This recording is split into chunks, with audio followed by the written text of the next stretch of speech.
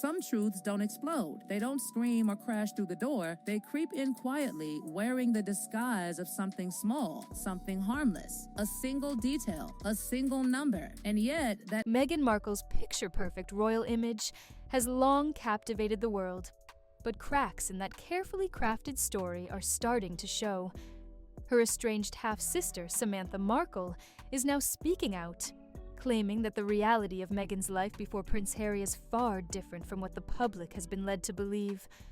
With shocking new revelations surfacing, one has to wonder, is Meghan finally facing the truth she's tried to keep hidden?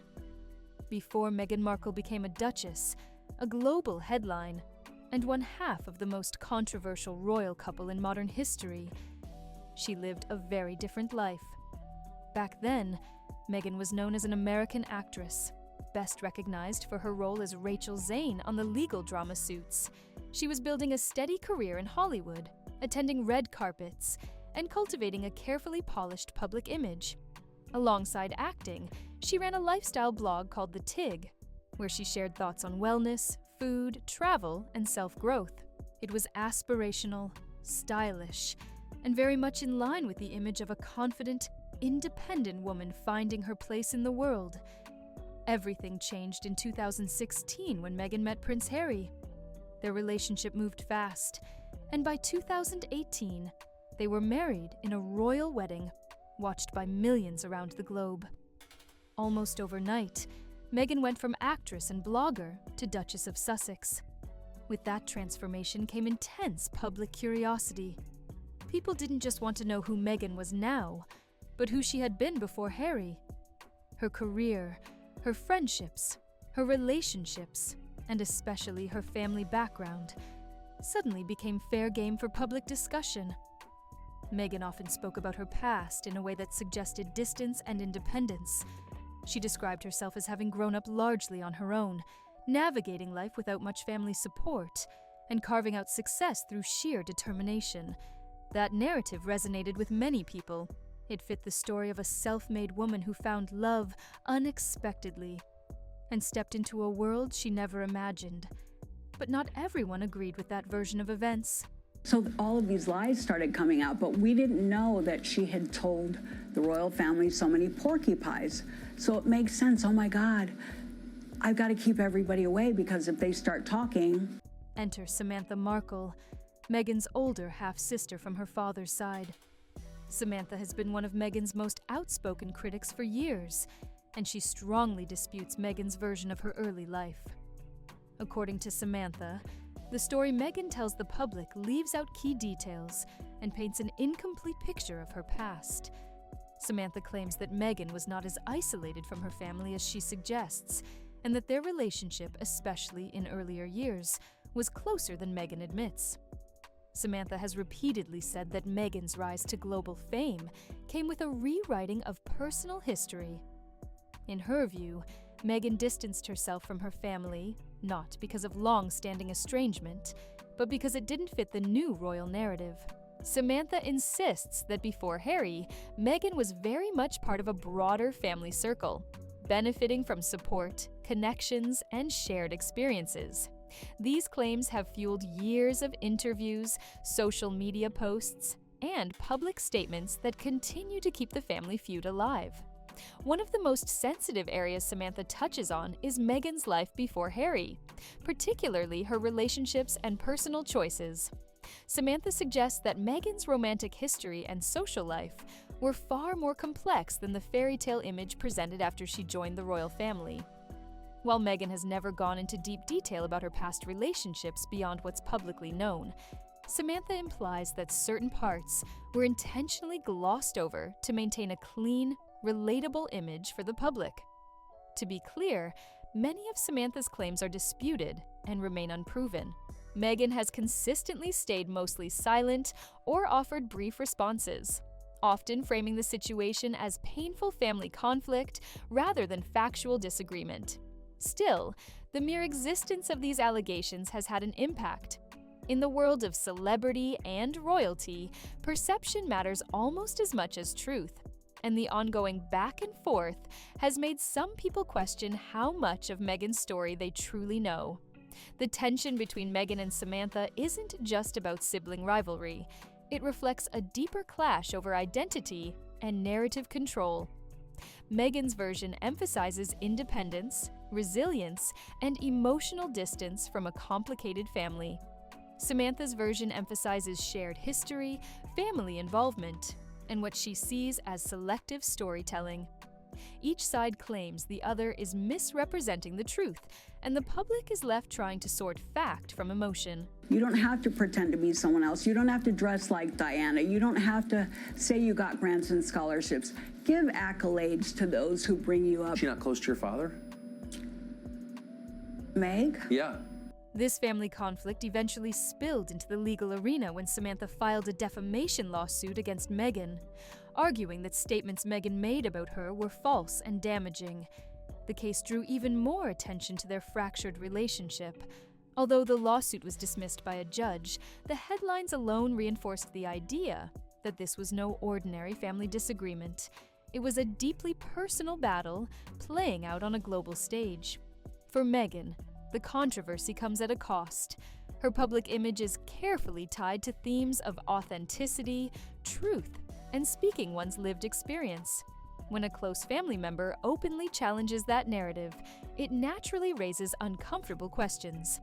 Critics argue that Samantha's revelations expose inconsistencies, while supporters believe Meghan is simply protecting herself from toxic relationships and unfair attacks. Either way, the word shame keeps popping up in online discussions, not necessarily because facts have been proven, but because the situation feels messy, unresolved, and emotionally charged. What makes this story so compelling is that it sits at the intersection of fame, family, and power. Meghan is no longer just an actress or even a duchess. She is a symbol. Every claim made about her past is magnified, debated, and dissected. Samantha, on the other hand, positions herself as the ignored voice, insisting that she is only trying to correct the record. Whether people see her as a truth-teller or a bitter relative often depends on where they already stand on Meghan. Meghan Markle's life before Harry will probably always be a subject of fascination. She represents transformation on a massive scale, and with transformation comes scrutiny. Samantha Markle's ongoing revelations ensure that Meghan's past remains part of the conversation, whether Meghan wants it to be or not. The truth likely lies somewhere in the middle, shaped by memory, emotion, and perspective. What's undeniable is that this family feud has left a lasting mark on Meghan's public story. It challenges the neat narrative of reinvention and forces people to confront the idea that no rise to fame is ever as simple as it looks. As more claims surface and old interviews resurface, the question remains, is this a case of uncomfortable truths finally being aired, or just a deeply personal family conflict that should never have become public in the first place? Before Meghan Markle became a duchess and one of the most talked about women in the world, she lived a life that many people thought they understood. She was an American actress on the TV show Suits, a lifestyle blogger running the TIG, and someone steadily building a name for herself in Hollywood. Then she met Prince Harry, married into the British royal family in 2018, and everything about her past suddenly mattered a lot more. When fame reaches that level, even old family relationships that were once private get pulled into the spotlight. And that's exactly where this story begins. She's not just reviving the lawsuit that many believed was dead and buried. She's returning sharper, louder, and armed with receipts. And according to insiders, the people in Meghan's inner circle. Over the years, Meghan has shared her own version of her upbringing. She famously said she grew up feeling like an only child and suggested that she didn't have a close relationship with her half-siblings. To many people, that story made sense. Families drift apart, especially blended ones, and not everyone stays close as adults. But her half-sister, Samantha Markle, strongly disagrees with that picture and has been challenging it publicly for years. Samantha insists that she and Meghan were actually closely involved when they were growing up. According to her, Meghan's claim that they barely knew each other simply isn't true. Samantha says they spent time together, shared family moments, and were part of the same household experiences, even if they didn't live under the same roof all the time. To support her version, Samantha has pointed to old family photos that she says show the two of them together over several years. In her view, these images directly contradict Meghan's statement that she grew up as an only child. Now, it's important to slow down here and be fair. Photos can show moments, but they don't always tell the full emotional story behind relationships. Being present at the same events doesn't automatically mean being close. Meghan has never denied that Samantha exists or that they crossed paths, but she has suggested the relationship wasn't meaningful or ongoing. This is where the story becomes less about hard facts and more about perspective. Two people can live the same moments and remember them very differently. Another major point of conflict between the sisters revolves around the Markle last name. Meghan once suggested that Samantha only started using the Markle surname after Meghan began dating Prince Harry, which implied that Samantha was trying to benefit from the royal connection. That claim caused a lot of backlash and became a central part of Samantha's criticism. Samantha responded by producing documents and records that she says prove she was using the Markle name long before Meghan ever entered the royal picture. For Samantha, this detail matters deeply because she believes it shows Meghan misrepresented her to the world. The courtroom. And guess who's doing the cornering? None other than her own half-sister, Samantha Markle. Yes, the same sister Meghan once brushed off as a distant relative is now hitting back with receipts, legal filings. Again, this is one of those moments where the public has to rely on documents, timelines, and interpretation. Samantha sees this as proof that Meghan was being unfair and dismissive. Meghan's supporters argue that name usage can be complicated, especially after marriages and divorces, and that intent is hard to prove. Still, the accusation added fuel to an already tense family situation and made people question how accurately Meghan described her past. Things became even more messy when online videos and social media posts began circulating with far more dramatic claims.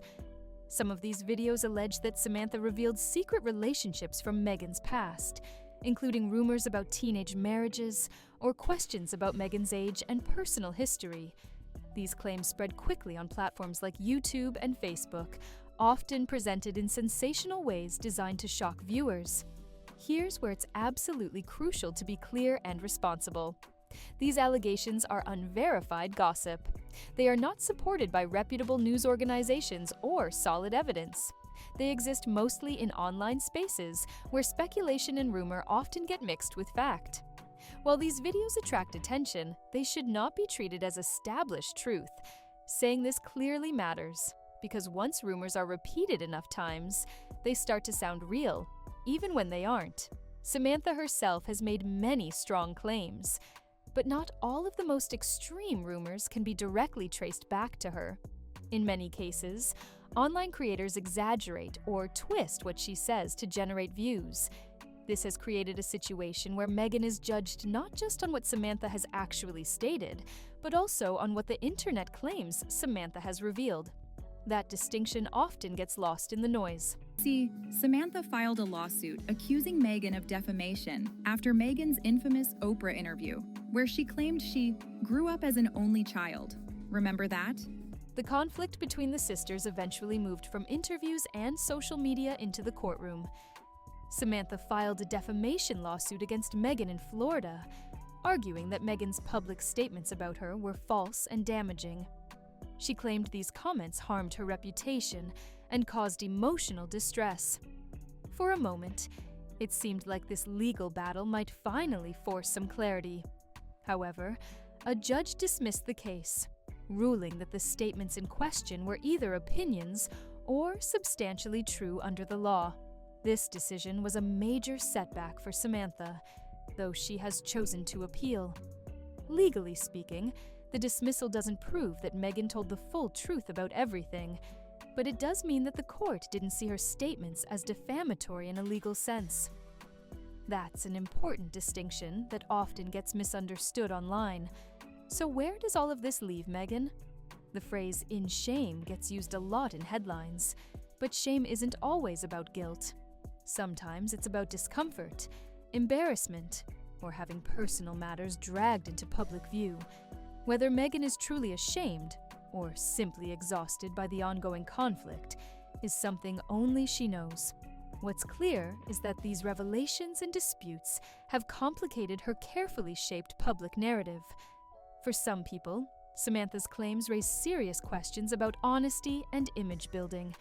For others, they look like the actions of a family member who feels left behind and unheard.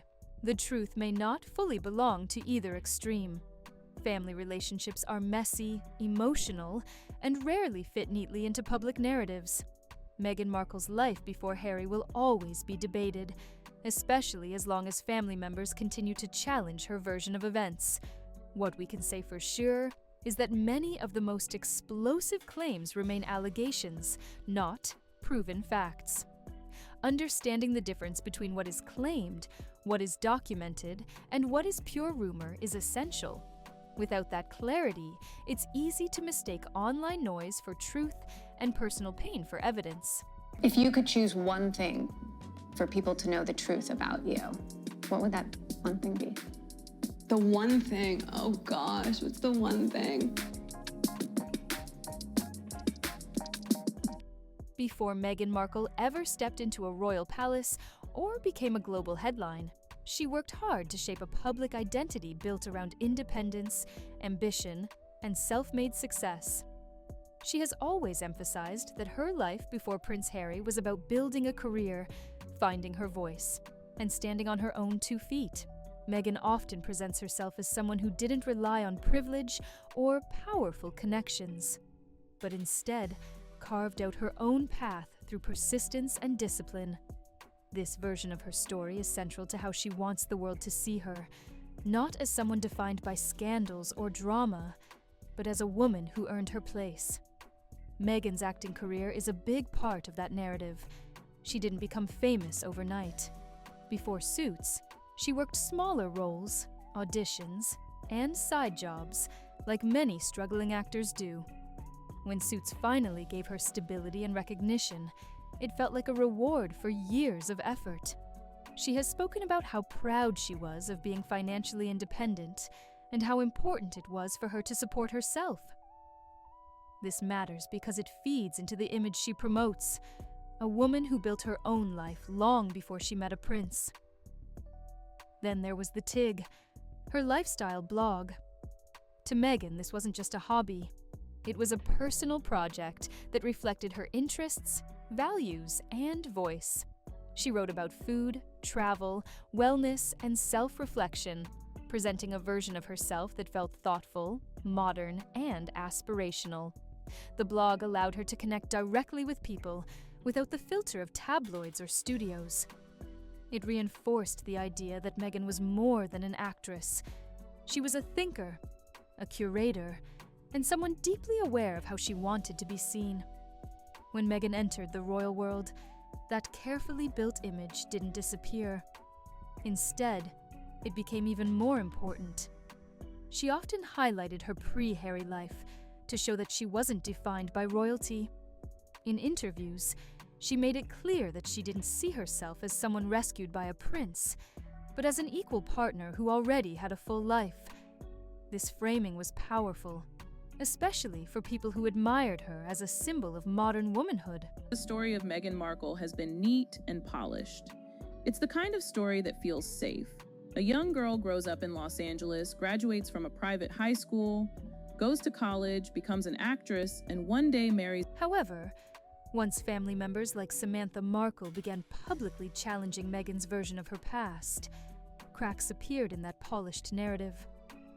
Suddenly, Meghan wasn't just being discussed as an actress or duchess, but as a sister, a daughter, and a woman with a complicated family history. While Meghan focused on her independence and career, critics argued that she avoided addressing uncomfortable personal details that didn't fit her story. Meghan has repeatedly said that she feels misunderstood and misrepresented by the media. In multiple interviews, She has described feeling unfairly judged, taken out of context, and turned into a character rather than treated as a real person. From her perspective, the press didn't just report on her life, it distorted it. She believes headlines often stripped away nuance and focused on controversy rather than truth. This sense of being misread has been a recurring theme in her public statements. What's interesting is that Meghan doesn't usually respond point by point to allegations or family criticism. Instead, she speaks more broadly about emotional pain, boundaries, and mental health. She frames her silence or distance from certain family members as self-protection, not rejection. In her view, stepping back wasn't about shame or secrecy, but about survival in a hostile environment. Still, for many observers, the lack of direct responses leaves room for doubt. When someone emphasizes what they are rather than addressing what they are accused of, people naturally start filling in the gaps. That's where the idea of shame creeps in, not necessarily because something has been proven wrong, but because unanswered questions make people uncomfortable. Supporters argue that Meghan shouldn't be forced to publicly dissect her personal relationships just to satisfy curiosity. Families are complicated, and not all stories are meant for public consumption. They believe Meghan's focus on her career and independence is a way to reclaim control over her own narrative in a world that constantly tries to define her. Critics, however, see it differently. They argue that when someone actively shares parts of their life story, especially in high-profile interviews, they open the door to scrutiny. From this perspective, Meghan's emphasis on independence can feel selective, highlighting strengths while downplaying inconvenient truths. Whether that's fair or not depends largely on where someone already stands on Meghan. Right now, spokespeople scrambling, strategists whispering, maybe we can spin this as Meghan being misunderstood? But here's the brutal truth. Samantha isn't going away quietly. What makes this situation especially complex is that Meghan's story exists at the intersection of personal experience and public branding. She isn't just living her life, she's also managing an image. Every interview, every statement, and every silence gets interpreted. When family members challenge her narrative, it doesn't just feel like a private disagreement. It feels like a threat to the identity she has worked hard to establish. Meghan's repeated claims of being misunderstood suggest a deep frustration. She seems to believe that no matter what she says, it will be twisted. That belief may explain why she leans so heavily on broader themes, like empowerment and resilience rather than specifics. Talking about independence is safer than revisiting painful family conflicts. Talking about career growth is easier than explaining fractured relationships. At the same time, the public's hunger for clarity doesn't go away. People want clean stories, clear heroes, and obvious villains. Meghan's life doesn't offer that simplicity. She can be both a hard-working, independent woman and someone with unresolved family tensions. Those two things are not mutually exclusive, but the internet often treats them as if they are. In the end, the question of shame is subjective. Is Meghan ashamed of her past, or is she simply refusing to let it define her? Is her silence a sign of guilt, or a boundary drawn for self-preservation? What we do know is that Meghan continues to center her story on growth, career, and self-definition. She wants to be known for what she has achieved, not for the conflicts she has endured. Whether people accept that narrative or continue to challenge it says as much about public expectations as it does about Meghan herself. In a world that demands constant transparency, choosing what not to share can feel like an act of rebellion. And sometimes, that choice gets mistaken for shame, even when it might simply be a desire for peace.